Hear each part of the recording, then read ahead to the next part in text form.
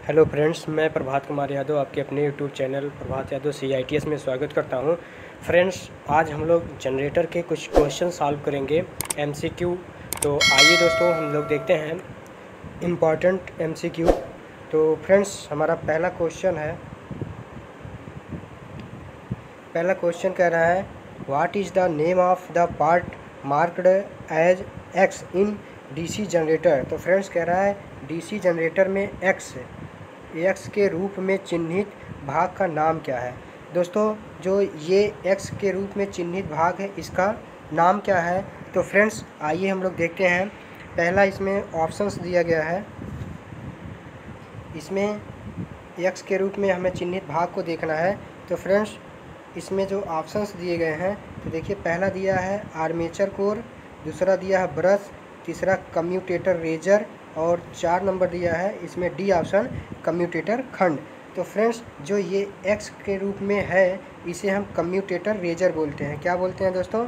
Commutator razor. सी वाला option सही है, कम्यूटेटर रेजर बोला जाता है। तो फ्रेंड्स पहले में सी ऑप्शन सही है। फ्रेंड्स आगे हम लोग देखते हैं दूसरा नंबर क्वेश्चन। फ्रेंड्स हमारा दूसरा नंबर क्वेश्चन कह रहा है, 2 नंबर क्वेश्चन कह रहा है कि DC जनरेटर का नाम क्या है। फ्रेंड्स ये DC जनरेटर का नाम क्या है? तो दोस्तों इस DC जनरेटर का नाम है, देखिए इसमें क्या है, ये लॉन्ग शन डिफरेंशियल लॉन्ग शन कंपाउंड जनरेटर है। क्योंकि देखिए दोस्तों इसमें शॉर्ट के रूप में कुछ नहीं है, ये सब लंबा, इसे यहाँ से देखते हैं हम बॉन्डिंग से, ये क्या है, डिफरेंशियल लॉन्ग शन कंपाउंड है। तो फ्रेंड्स ये ऑप्शन सही है। फ्रेंड्स आगे चलते हैं। हमारा 3 नंबर क्वेश्चन है। 3 नंबर क्वेश्चन कहता है DC जनरेटर में प्रेरित EMF की दिशा ज्ञात करने के लिए किस नियम का उपयोग किया जाता है। फ्रेंड्स हमें 2 नियम मिला है। एक मिलता है मोटर के लिए फ्लेमिंग का दायां हाथ, एक मिलता है बायां हाथ। फ्रेंड्स जो दायां हाथ होता है, दाहिना हाथ, वो जो होता है हमारे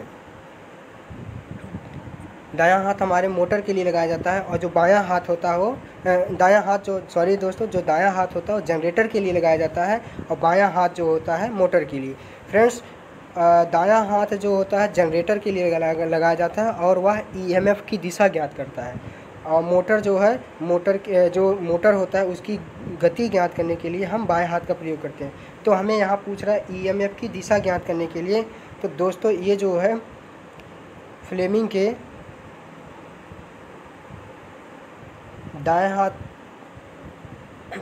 दाहिने हाथ पर लगेगा।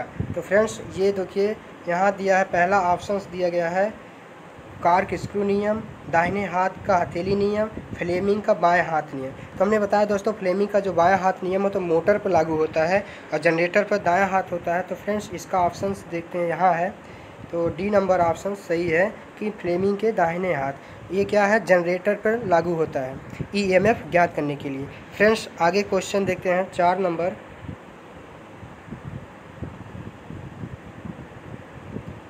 4 नंबर क्वेश्चन कह रहा है दोस्तों DC जनरेटर में उत्पन्न EMF की गणना करने के लिए सूत्र का उपयोग किया जाता है। दोस्तों DC जनरेटर में जो EMF के सूत्र के लिए गणना किया जाता है, वो सूत्र होता है E = 5ZNP/60A। तो फ्रेंड्स इसके अकॉर्डिंग E = 5ZNP/60A। तो दोस्तों ये सी वाला ऑप्शन मिल रहा है। कौन सा दोस्तों? सी वाला ऑप्शन मिल रहा है, ये वाला सी वाला ऑप्शन सही है। तो दोस्तों 4 नंबर क्वेश्चन में सी ऑप्शन सही है। फ्रेंड्स आगे हम चलें 5वें नंबर क्वेश्चन की तरफ। तो आइए देखते हैं।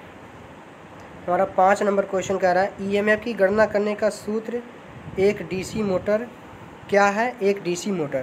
तो दोस्तों एक DC मोटर में EMF के सूत्र जो होते हैं, मोटर की गणना EMF की दिशा एक मोटर में ज्ञात करने के लिए सूत्र जो होता है वो फ्रेंड होता है EB = V - IA और RA। तो फ्रेंड्स इसके अकॉर्डिंग EB = IA RA के अकॉर्डिंग सी वाला ऑप्शन सही है। दोस्तों 5वें वाले क्वेश्चन में सी ऑप्शन सही है। फ्रेंड्स आगे चलें। तो आगे हमारा 6 नंबर क्वेश्चन कहता है डीसी जनरेटर में एक्स के रूप में चिन्हित भाग क्या है। दोस्तों जो एक्स के रूप में चिन्हित भाग है उसे हम क्या कहते हैं, तो आइए देखते हैं। इसमें जो होता है डी नंबर सही है। क्या है ये जो एक्स के रूप में है वो क्या है, पोल शू है, पोल शू है। फ्रेंड्स आगे बात करें 7 नंबर, डीसी जनरेटर का नाम क्या है। फ्रेंड्स इस डीसी जनरेटर का नाम पूछ रहा है, तो आइए देखते हैं फिगर में। तो फिगर हमारा दोस्तों है, ये देखिए ये रहा। फ्रेंड्स ये फिगर है, ये फिगर जो है दोस्तों अगर यहाँ से देखा जाए अलग से उत्तेजित जनरेटर है। देखिए दोस्तों ये पार्ट और ये पार्ट अगर देखा जाए 2 भागों में है, तो ये क्या है, अलग से उत्तेजित जनित्र है। तो फ्रेंड्स 7 नंबर वाले क्वेश्चन में हमारा डी ऑप्शन सही है। फ्रेंड्स आगे बात करें 8 नंबर वाले क्वेश्चन में, ये कह रहा है कि जनरेटर द्वारा किस ऊर्जा को विद्युत ऊर्जा में परिवर्तित किया जाता है। दोस्तों जनरेटर की बात करें तो ये क्या होता है, यांत्रिक ऊर्जा को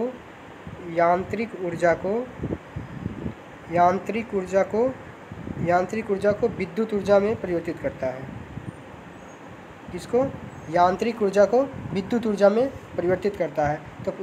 तो पूछ रहा है जनरेटर द्वारा किस ऊर्जा को विद्युत ऊर्जा में परिवर्तित किया जाता है, तो डी वाला ऑप्शन सही है दोस्तों, यांत्रिक ऊर्जा को विद्युत ऊर्जा में परिवर्तित करता है। तो 8 के क्या है दोस्तों, डी वाला ऑप्शन सही है। फ्रेंड्स हमारा 9 नंबर क्वेश्चन क्या कहता है, ये देखते हैं।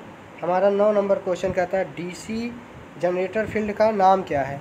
दोस्तों डीसी जनरेटर फील्ड का जो नाम है, ये देखिए दोस्तों, ये वाइंडिंग देख रहे हैं कुछ इस प्रकार, ये 2 वाइंडिंग किया गया है। क्या दोस्तों, ये 2 लपेटे हैं और ये क्या है, इस प्रकार के जो वाइंडिंग को हम दोस्तों क्या बोलते हैं, विभेदी यौगिक जनरेटर। तो दोस्तों 9वें में सी वाला ऑप्शन सही है, विभेदी यौगिक जनरेटर, डिफरेंशियल कंपाउंड जनरेटर बोला जाता है। फ्रेंड्स आगे हम बात करें 10 नंबर क्वेश्चन की तरफ। फ्रेंड्स ये 10 नंबर जो क्वेश्चन है, डीसी जनरेटर का सिद्धांत क्या होता है। तो दोस्तों डीसी जनरेटर का सिद्धांत पूछ रहा है, तो डीसी जनरेटर जो होता है दोस्तों फ्लेमिंग के विद्युत चुंबकीय प्रेरण के सिद्धांत पे काम करता है।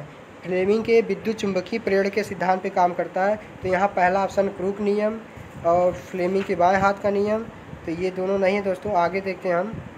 और यहाँ दिया गया है फ्लेमिंग के दाहिने हाथ का नियम, नहीं दोस्तों, यहाँ डी वाला ऑप्शन दिया, फ्लेमिंग फैराडे का विद्युत चुंबकीय प्रेरण। तो दोस्तों 10 नंबर वाले क्वेश्चन में डी वाला ऑप्शन सही है कि फैराडे के विद्युत चुंबकीय प्रेरण का नियम होता है। फ्रेंड्स हमारा 11 नंबर क्वेश्चन है,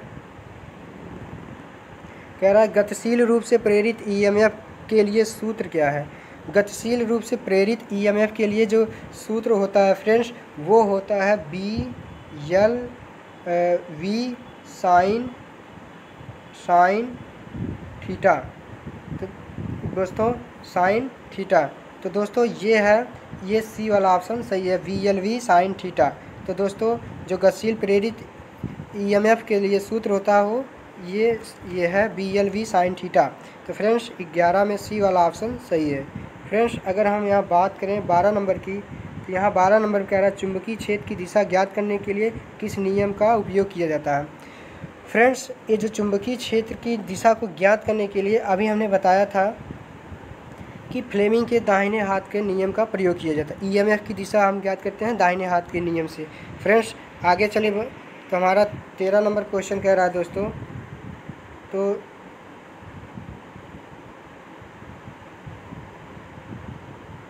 13 नंबर क्वेश्चन कह रहा है दोस्तों डीसी जनरेटर के भाग का नाम क्या है। फ्रेंड्स जो डीसी जनरेटर है इस भाग को हम क्या कहते हैं, जो ये स्टेटर बुलाता है दोस्तों, अर्थात हम कह सकते हैं योग, जो स्थिर रहता है एक स्थान पे स्थिर रहता है, तो ये क्या कहलाता है, योग या बॉडी बोलते हैं। क्या, बॉडी। यदि दोस्तों अगर छोटी मशीन है तो इसकी बॉडी किससे होती है, ढलवा लोहा, इससे ढलवा लोहा से बना होता है, ढलवा लोहा। अगर बड़ी मशीन है तो कास्ट स्टील से बनाते हैं, तो दोस्तों ये ढलवा लोहा से बनी होती है। तो फ्रेंड्स आगे बात करें तो इसके अकॉर्डिंग 13 नंबर में दोस्तों योक बुलाएगा, योक या फ्रेम। तो 13 में डी वाला ऑप्शन सही है।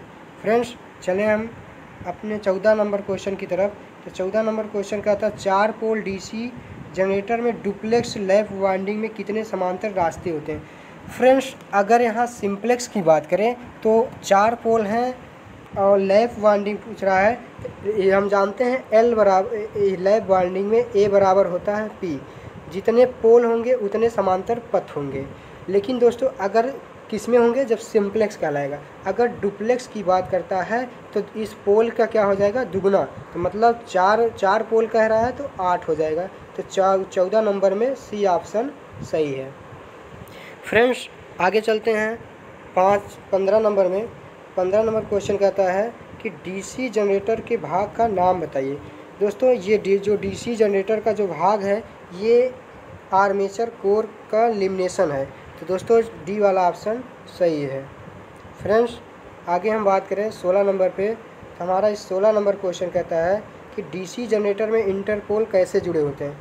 दोस्तों अगर डीसी जनरेटर की बात करें और उसमें इंटरपोल की बात करें तो वो होते हैं आर्मेचर के श्रृंखला में। दोस्तों इंटरपोल क्या होते हैं, एयर गैप को कम करते हैं। जो इंटरपोल लगाए जाते हैं वो एयर गैप कम करते हैं, गैप कम करते हैं। तो इसमें ए वाला ऑप्शन सही है। फ्रेंड्स 17 नंबर क्वेश्चन की बात करें तो एक स्व उत्तेजित डीसी जनरेटर में अवशिष्ट चुंबकत्व की आवश्यकता क्या है। दोस्तों एक स्व उत्तेजित डीसी जनरेटर की अवशिष्ट चुंबकत्व की आवश्यकता क्या होता है दोस्तों, वो होता है वोल्टेज का निर्माण करें, वोल्टेज का निर्माण करें। तो फ्रेंड्स आगे हम चले 18 नंबर क्वेश्चन पे। 18 नंबर क्वेश्चन का था डीसी मशीन में वे कौन से 2 बिंदु और ब्रश संपर्क प्रतिरोध को मापते हैं। फ्रेंड्स ये जो होता है डीसी मशीन में वे कौन से 2 बिंदु हैं जो ब्रश संपर्क प्रतिरोध को मापते हैं। तो फ्रेंड्स आइए देखते हैं। हमारा 18 नंबर में ऑप्शन है, 18 नंबर में ऑप्शन है कि पहला दिया है विपरीत ब्रश के बीच, क्या है, विपरीत ब्रश के बीच प्रतिरोध, और दूसरा दिया ब्रश और कम्यूटेटर राइजर के प्रतिरोध, और तीसरा दिया ब्रश और कम्यूटेटर के बीच प्रतिरोध, और डी नंबर है ब्रश और आर्मेचर कंडक्टर के बीच प्रतिरोध। तो फ्रेंड्स ये सी वाला ऑप्शन सही है। इसमें क्या होता है, ब्रश और कम्यूटेटर के बीच जो प्रतिरोध होता है। तो डीसी मोटर में कौन से 2 बिंदु हैं जो ब्रश संपर्क प्रतिरोध को मापते हैं, तो ब्रश और कम्यूटेटर के बीच प्रतिरोध मापते हैं। तो फ्रेंड्स हमारा अगला क्वेश्चन है 19 नंबर, किस वोल्टेज ड्रॉप को यक्स के रूप में चिन्हित किया गया है। दोस्तों ये कौन सा वोल्टेज ड्रॉप है जो यक्स के रूप में चिन्हित किया गया है। तो फ्रेंड्स जो यहाँ है इसको चिन्हित किया गया है यक्स, देख रहे हैं आप। ये जो होता है फ्रेंड्स ऑप्शन में देखते हैं, ये जो होता है फ्रेंड्स ये तो चिन्हित जो किया गया है ये होता आर्मेचर रिएक्शन ड्रॉप। क्या होता है दोस्तों, आर्मेचर रिएक्शन ड्रॉप। दोस्तों 19 में सी वाला ऑप्शन सही है।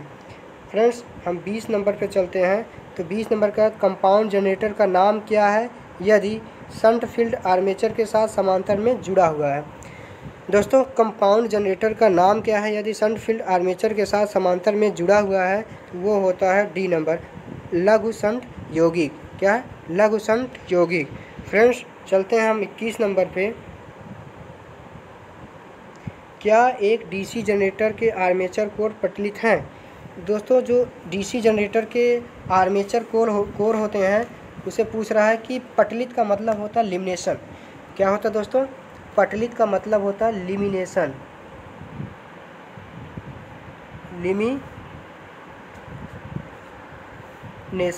तो दोस्तों पटलित का मतलब होता है लिमिनेशन। तो फ्रेंड्स पूछ रहा है कि क्यों एक डीसी जनरेटर का आर्मेचर कोर पटलित होता है। फ्रेंड्स इसके कारण होते हैं, पटलित करने का कारण है कि भंवर मोटर में 2 हानियाँ होती हैं, एक हिस्टेरिसिस हानि और एक होती है हिस्टेरिसिस हानि,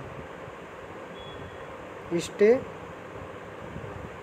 हानि, और एक होता है दोस्तों भंवर धारा हानि।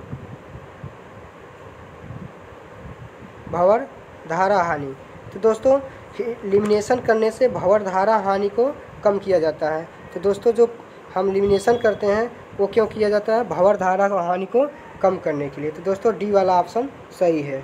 21 में डी ऑप्शन सही है। फ्रेंड्स हम 22 में चलते हैं। 22 नंबर कहता है हमारा, 22 नंबर कहता है डीसी जनरेटर का आर्मेचर प्रतिरोध बहुत कम क्यों है? फ्रेंड्स जो डीसी जनरेटर होता है उसका आर्मेचर प्रतिरोध जो होता है बहुत कम होता है, लगभग 1 ओम होता है। तो वो कितना है, क्यों होता है? आर्मेचर वोल्टेज ड्रॉप को कम करने के लिए। तो दोस्तों 22 में बी ऑप्शन सही है। आर्मेचर वोल्टेज ड्रॉप को कम करने के लिए इसका प्रतिरोध कम होता है। फ्रेंड्स 23 नंबर पे हम चलते हैं। हमारा 23 नंबर क्वेश्चन कहता है कि डीसी जनरेटर को घड़ी की दिशा में क्यों चलाना चाहिए?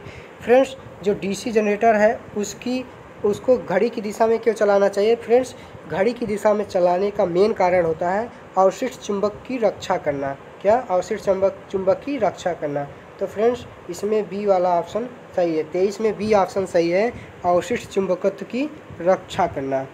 फ्रेंड्स हम बात करते हैं 24 नंबर पे। बड़े डीसी जनरेटर में घुमावदार क्षतिपूर्ति क्यों प्रदान की जाती है? जो दोस्तों बड़े डीसी जनरेटर होते हैं उसमें घुमावदार क्षतिपूर्ति क्यों प्रदान की जाती है? तो इसका कारण होता है दोस्तों आर्मेचर प्रक्रिया का प्रभाव को बेअसर करना। तो दोस्तों ये ऑप्शन में यहाँ है, देखिए उसका जो कारण होता है, उसका कारण क्या है कि आर्मेचर प्रक्रिया प्रभाव को बेअसर करना। तो दोस्तों सी ऑप्शन सही है। 24 में सी ऑप्शन सही है। दोस्तों बात करें हम 25 नंबर की, तो 25 नंबर कहता है दोस्तों डीसी जनरेटर वोल्टेज का निर्माण करने में विफल होने का क्या कारण है? दोस्तों जो डीसी जनरेटर है उसमें वोल्टेज का निर्माण करने में विफल होने का कारण है वो क्या होता है? फील्ड प्रतिरोध क्रांतिक प्रतिरोध से ऊपर होता है। क्या दोस्तों? फील्ड प्रतिरोध क्रांतिक प्रतिरोध से ऊपर होता है। 25 में क्या है दोस्तों? सी ऑप्शन सही है। दोस्तों बात करें हम 26 नंबर की, तो 26 नंबर की बात करें तो जनरेटर का नाम क्या है यदि इसका क्षेत्र आर्मेचर का समांतर जुड़ा हुआ है? दोस्तों जनरेटर का नाम क्या है अगर इसका क्षेत्र आर्मेचर के समांतर में जुड़ा होता है? दोस्तों समांतर में डीसी शंट जनरेटर जुड़ा होता है। क्या? DC shunt generator. तो ए वाला ऑप्शन दोस्तों सही है। फ्रेंड्स आगे हम बात करें 27 नंबर की। हमारा 27 नंबर कहता है डीसी जनरेटर में पोल शू का उद्देश्य क्या है? दोस्तों जो पोल शू लगाए जाते हैं कुछ वो जूते के आकार के होते हैं। कैसे? कुछ इस प्रकार के होते हैं और ये 2 कारण से लगाए जाते हैं। एक होता है ये एयर गैप को क्या करते हैं, ये चुंबकीय क्षेत्र को बढ़ाते हैं। क्या करते हैं? एयर गैप को कम करते हैं और चुंबकीय क्षेत्र को फ्लक्स को, जो चुंबकीय फ्लक्स होता है उसे फैलाते हैं। दूसरा कारण होता है बाइंडिंग को क्या करते हैं, ये सपोर्ट करते हैं। तो फ्रेंड्स ये चुंबकीय फ्लक्स को फैलाते हैं और एयर गैप को समान रखते हैं। तो ये 27 में डी वाला ऑप्शन सही है। फ्रेंड्स 27 में डी ऑप्शन सही है। बात करें 28 नंबर की, तो आइए देखते हैं 28 नंबर में क्या बात है। कहता है क्वेश्चन डीसी जनरेटर में स्लिप रिंग क्या कार्य क्या है? दोस्तों अगर हम बात करें स्लिप रिंग और एक और होता है स्लिप रिंग। बात दोस्तों स्लिप रिंग और स्प्लिट रिंग दोस्तों ये जो होता है एसी देता है। क्या? एसी आउटपुट में देता है। ये क्या करता है? डीसी में देता है। स्लिप रिंग जो होता है डीसी में देता है। तो देखते हैं ऑप्शन में क्या कह रहा है कि पहला ऑप्शन इसमें दिया है निरंतर वोल्टेज बनाए रखना। क्या है? निरंतर वोल्टेज बनाए रखना, धारा को एक दिशा में एकत्रित करना। और तो दोस्तों स्प्लिट रिंग हमने बताया कि ये क्या करता है? डीसी पे काम करता है। तो कहने का मतलब है बी वाला ऑप्शन सही है, धारा को एक दिशा में एकत्रित करता है। याद रखिएगा दोस्तों स्प्लिट रिंग जो होता है हमारा वो डीसी देता है, एक दिशा में धारा को बनाता है, और स्लिप रिंग जो होता है वो एसी में होता है, प्रयोग किया जाता है। तो फ्रेंड्स आइए हम अगले क्वेश्चन पे चलते हैं। 29 नंबर क्वेश्चन पे जनरेटर में ब्रश बनाने के लिए किस सामग्री का उपयोग किया जाता है? जो जनरेटर होता है दोस्तों उसके ब्रश को बनाने के लिए किस सामग्री का प्रयोग किया जाता है? तो फ्रेंड्स हम जानते हैं कि ब्रश बनाने किससे बनता है? कार्बन और ग्रेफाइट से। कार्बन और ग्रेफाइट से बनाया जाता है। तो दोस्तों 29 में बी वाला ऑप्शन सही है। फ्रेंड्स आगे हम चलें 30 नंबर क्वेश्चन पे। हमारा 30 नंबर क्वेश्चन कहता है क्यों डीसी जनरेटर अपने अवशिष्ट चुंबकत्व को खो देता है? फ्रेंड्स जो डीसी जनरेटर होता है अपने अवशिष्ट चुंबकत्व को क्यों खो देता है? तो वो होता है दोस्तों कि इसमें दिया है भारी भार में शॉर्ट सर्किट, बिना लोड के लगातार चलता रहे, बिना रुके लगातार चलता। तो ऐसी कोई बात नहीं दोस्तों, ये इतना गलत है। डी ऑप्शन सही है। रोटेशन की दिशा अक्सर बदलती है। जब अक्सर क्या किया जाता है, अगर रोटेशन की दिशा बार बार बदली जाए तो उसके कारण डीसी जनरेटर अपनी दिशा खो देती है। तो दोस्तों क्वेश्चन के अकॉर्डिंग डी वाला ऑप्शन सही है। 30 में डी ऑप्शन सही है। फ्रेंड्स हम चलें अगर 31 नंबर के क्वेश्चन पे, कह रहा है एक जनरेटर में योग और ध्रुव के माध्यम से चुंबकीय सर्किट कैसे पूरा होता है? दोस्तों एक जनरेटर के योग में ध्रुव के माध्यम से चुंबकीय सर्किट कैसे पूरा होता है? तो फ्रेंड्स ये जो होता है आर्मेचर कोर के माध्यम से। क्या? आर्मेचर कोर के माध्यम से। तो दोस्तों 31 में बी ऑप्शन सही है। दोस्तों बात करें हम 32 नंबर पे। 32 पे डीसी शंट जनरेटर में लोड बढ़ने पर टर्मिनल वोल्टेज कम क्यों हो जाता है? जो दोस्तों डीसी शंट मोटर होता है, लोड बढ़ने पर टर्मिनल वोल्टेज कम क्यों हो जाता है? वो होता है फ्रेंड्स आर्मेचर प्रतिक्रिया प्रभाव के कारण, आर्मेचर प्रतिरोध में वृद्धि के कारण, ब्रश वोल्टेज की वजह से गिरावट कम हो जाती है, शंट फील्ड में वृद्धि के। तो फ्रेंड्स इसमें जो होता है क्वेश्चन कह रहा था डीसी शंट जनरेटर में लोड बढ़ने पर टर्मिनल वोल्टेज कम क्यों हो जाता है? तो वो दोस्तों पहला ऑप्शन है कि आर्मेचर प्रक्रिया का प्रभाव के कारण। जो आर्मेचर के प्रक्रिया का प्रभाव होता है उसके कारण कम हो जाता है। फ्रेंड्स अगर हम बात करें अगले 33 नंबर क्वेश्चन पे, 33 नंबर क्वेश्चन हमारा दोस्तों है लंबी दूरी की वितरण लाइनों के लिए किस प्रकार की डीसी जनरेटर का उपयोग किया जाता है? जो फ्रेंड्स लंबी दूरी के वितरण लाइन के लिए किस प्रकार की डीसी जनरेटर का प्रयोग किया है? दोस्तों अगर लंबी दूरी में हमें लाइन को वितरण करना है तो वो ये होता है संचयी यौगिक जनरेटर। डी ऑप्शन दोस्तों सही है। 33 में डी ऑप्शन सही है, संचयी यौगिक जनरेटर। फ्रेंड्स हम अगर बात करें 34 नंबर की, तो 34 नंबर दोस्तों हमारा कह रहा है कि डीसी जनरेटर में इंसुलेशन प्रतिरोध को बेहतर बनाने के लिए किस विधि का उपयोग किया जाता है? दोस्तों अगर हमें इंसुलेशन प्रतिरोध को बेहतर बनाना है, 34 नंबर है दोस्तों, कह रहा है 34 नंबर में इंसुलेशन को बेहतरीन बनाने के लिए दोस्तों हम क्या करते हैं, उसके रख रखाव के दौरान मशीन में गर्म हवा देना। तो फ्रेंड्स ये डी वाला ऑप्शन सही है। क्या दोस्तों? डी ऑप्शन सही है। फ्रेंड्स अगर हम बात करें 35 में अवशिष्ट चुंबकत्व के अभाव में किस प्रकार का डीसी जनरेटर काम करता है? दोस्तों अवशिष्ट चुंबक के अभाव में पूछ रहा है किस प्रकार का डीसी जनरेटर काम करता है? तो फ्रेंड्स पहला है शंट जनरेटर, श्रेणी जनरेटर, यौगिक जनरेटर। एक और होगा दोस्तों, डी ऑप्शन देख लेते हैं, ये है अलग से उत्तेजित जनरेटर। फ्रेंड्स अलग से उत्तेजित जनरेटर जो होता है ये क्या करता है, अवशिष्ट चुंबकत्व के अभाव में डीसी जनरेटर पर काम करता है। डी वाला ऑप्शन दोस्तों 35 का डी ऑप्शन सही है। फ्रेंड्स आइए हम 36 नंबर क्वेश्चन को देखते हैं। फ्रेंड्स अगर ये वीडियो आपको पसंद आए तो अधिक से अधिक लाइक, शेयर और सब्सक्राइब करिएगा। फ्रेंड्स हमारा 36 नंबर क्वेश्चन क्या कह रहा है देखते हैं। आर्क वेल्डिंग के लिए किस प्रकार के डीसी जनरेटर का उपयोग किया जाता है? फ्रेंड्स ये बार बार हर एग्जाम में पूछा जाता है कि आर्क वेल्डिंग के लिए किस प्रकार का डीसी जनरेटर प्रयोग किया जाता है। तो फ्रेंड्स ये होता है कि इसमें बात करें तो आर्क वेल्डिंग के लिए तो विभेदी मतलब डिफरेंशियल कंपाउंड जनरेटर जो होता है प्रयोग किया जाता है। C number question, C option सही है, डिफरेंशियल कंपाउंड जनरेटर या हम कहें विभेदी यौगिक जनरेटर। फ्रेंड्स 37 नंबर की बात करें, 37 नंबर कह रहा है डीसी जनरेटर में तरंग वाइंडिंग की विशेषता क्या है? दोस्तों बात करें अगर दो चीज़ होता है, एक लैप वाइंडिंग, एक वेव वाइंडिंग। लैप वाइंडिंग को हम हिंदी में पास वाइंडिंग पास बोलते हैं और वेव को हम बोलते हैं तरंग बॉन्डिंग।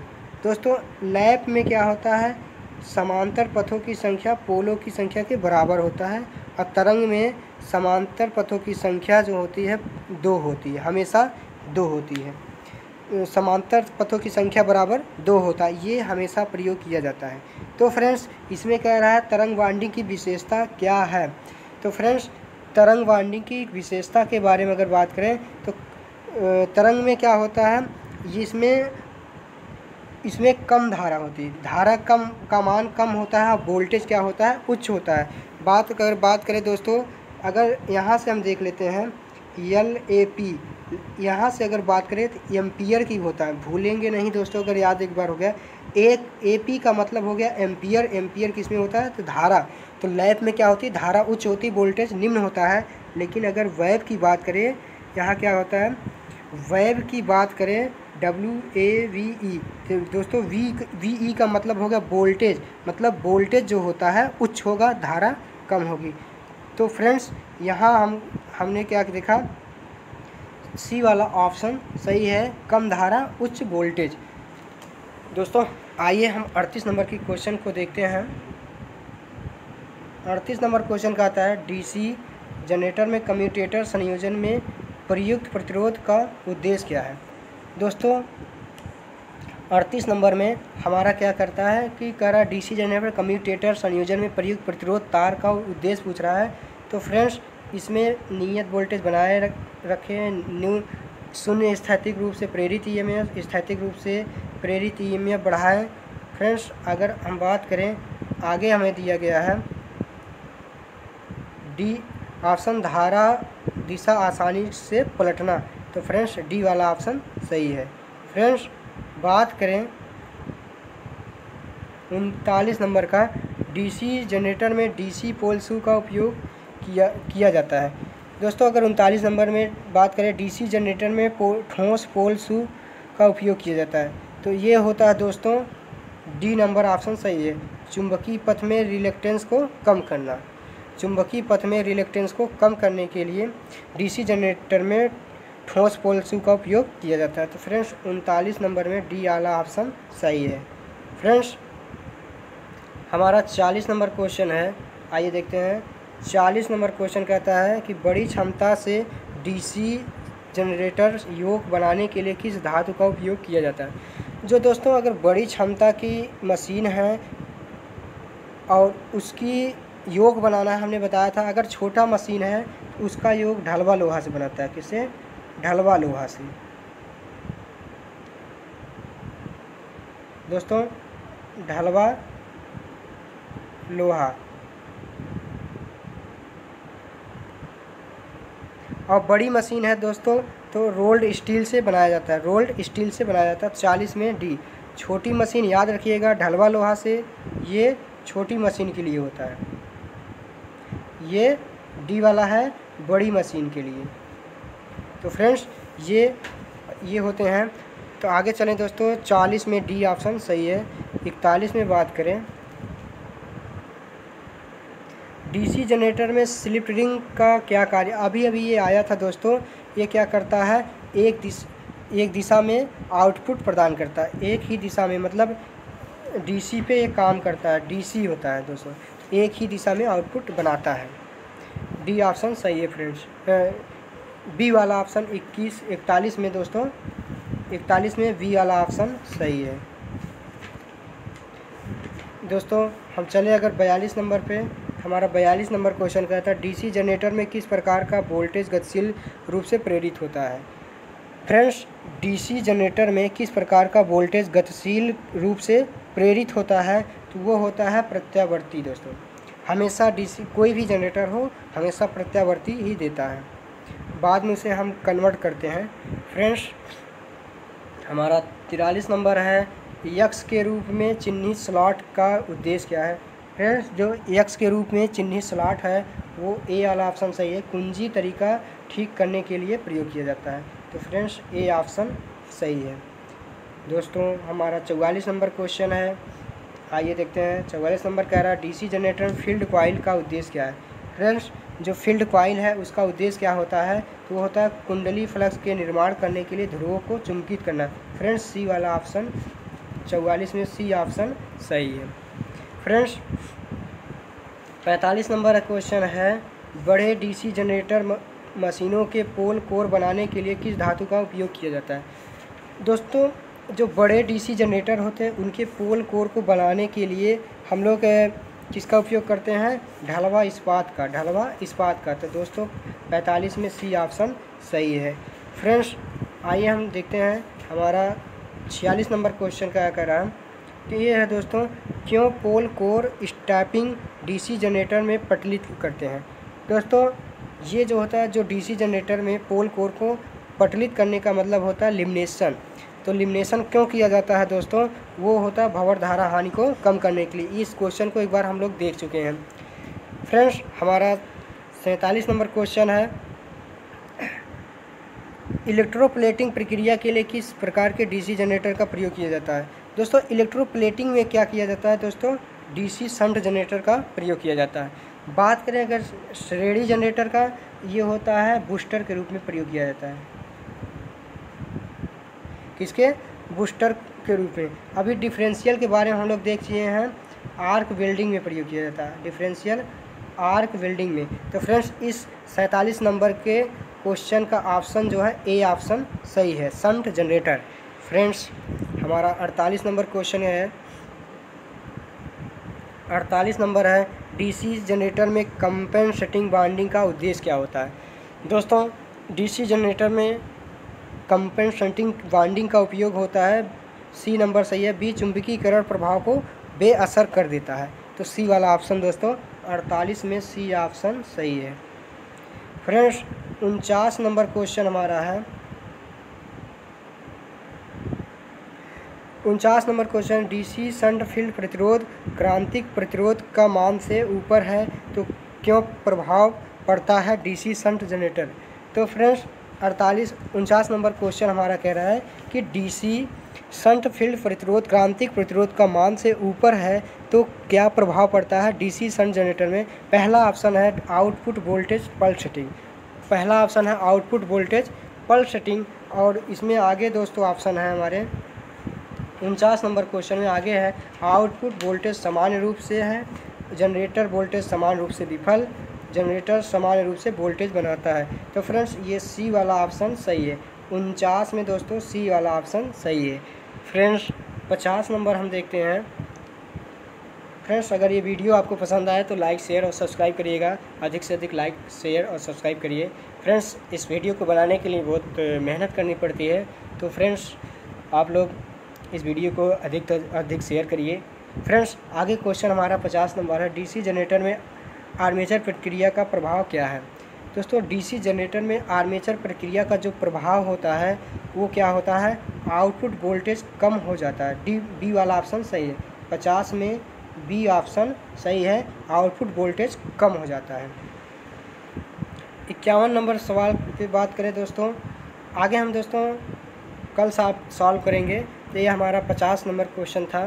तो फ्रेंड्स हम आशा करते हैं कि आपको ये वीडियो पसंद आया होगा। तो दोस्तों इस 50 क्वेश्चन की सीरीज़ को हम आशा करते हैं कि इसे बहुत लाइक शेयर सब्सक्राइब करेंगे। फ्रेंड्स जो भी क्वेरी हो, जो भी मांग हो आप सबकी, उसे कमेंट कर सकते हैं इस कमेंट बॉक्स में। वो कमेंट बॉक्स आपके लिए बनाया गया है फ्रेंड्स, और इसे लाइक शेयर सब्सक्राइब करिएगा। दोस्तों ये ऑल एग्ज़ाम के लिए, क्या इलेक्ट्रीशियन के ऑल एग्ज़ाम के लिए ये प्रयोग है, ये CITS के लिए है, CITS इंट्रेंस एग्ज़ाम के लिए है, और हर कोई भी आपके कोई भी इंट्रेंस एग्ज़ाम हो या कोई भी टेक्निकल का कोई भी एग्ज़ाम हो, उसमें आपको ये प्रयोग करेगा। थैंक यू दोस्तों।